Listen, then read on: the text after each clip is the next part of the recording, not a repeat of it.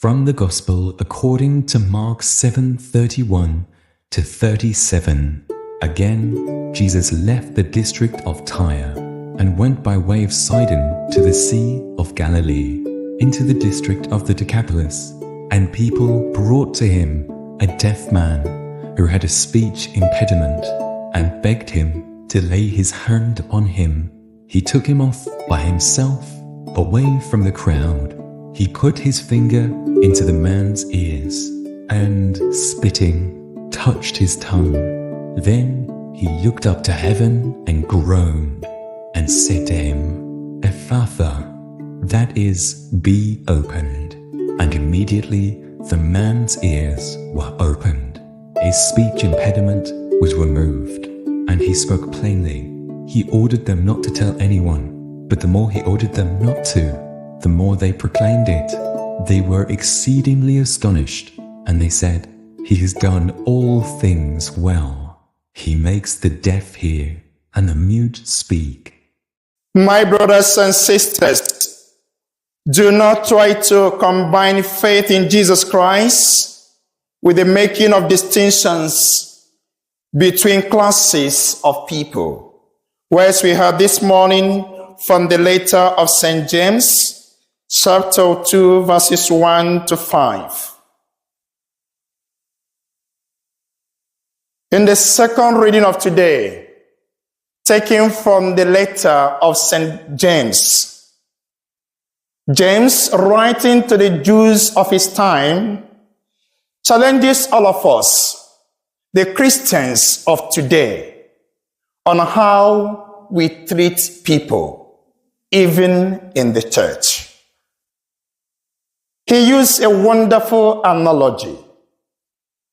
Supposing a wealthy man, expensively dressed, comes into your office, comes into your gathering, and at the same time, a wretched man, poorly dressed, comes also into your office. How do you treat these two persons? In your eyes, are they equal? Or do you think that one is more important than the other, and therefore deserving some kind of special attention or treatment? James wrote to address the evil of favoritism, partiality, and other forms of social discriminations. Talking about favoritism, let's talk about it today. And in doing so, we can look at it from three areas or from three angles. And as we do this, may we also examine ourselves. Number one, the perpetrators, those who practice favoritism. As a parish priest, how do I treat my parishioners? Do I sometimes change the rule or bend the rule to favor someone or some people, perhaps because they are my friends, or because they are fellow Nigerians, or because they are black? So that these people can do anything and get away with it. I do sometimes overlook their mistakes, such that if someone else does the same thing, I will suddenly remember that there are laws to be applied. Do I have a special pastoral package with which I attend to certain members of the parish, either because they are my friends, or because they are wealthy, or because they give me money, or because they belong to certain councils in the church? As a teacher in the school, obviously there are some kids in my class who are smarter than others. And because of their smartness, I've come to have a soft spot for them. Does this feeling make me to do something special for them at the expense of others.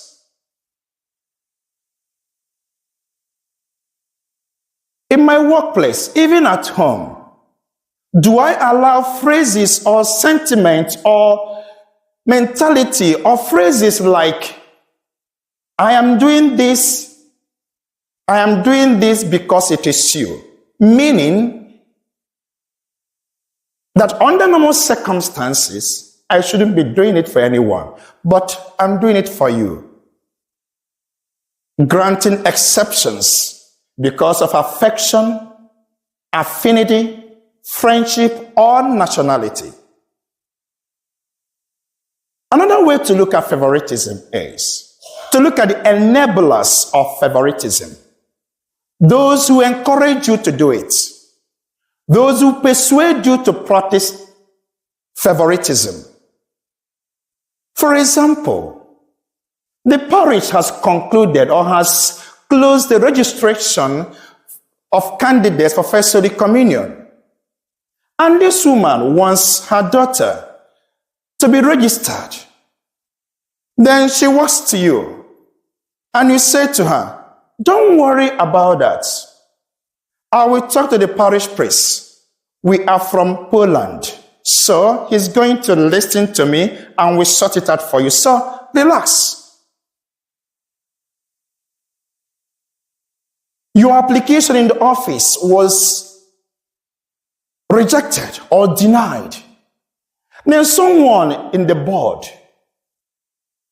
a member of the executive perhaps, says to you, relax. I will talk to the HR for you. He has been a long-standing friend of mine, so we'll sort it out for you.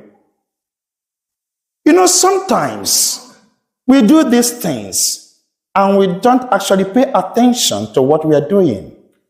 So, do I sometimes twist someone in the position of authority to do something to favor me or those around me at the expense of others?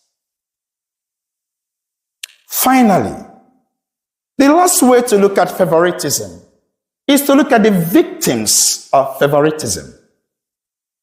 I can say that many of us have experienced injustice or partiality.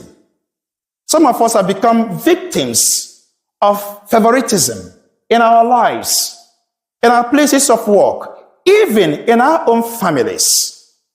Perhaps you felt that your parents didn't give you much love and attention as much as they gave to your brothers and sisters, your other siblings. Perhaps you felt that your other siblings were more pampered, more preferred, or given more opportunities than you were given. Or have you experienced favoritism in the office, whereby your promotion was denied, and someone else who was not so qualified was promoted because of their affinity with the manager? Or have you experienced favoritism in the church? Are you a victim of favoritism in the church? The priest said no to you because you made a request. And then another person made the same request under the same circumstance, and he said yes to him. Perhaps you are still hurting because of treatment given to you when someone preferred another person over you.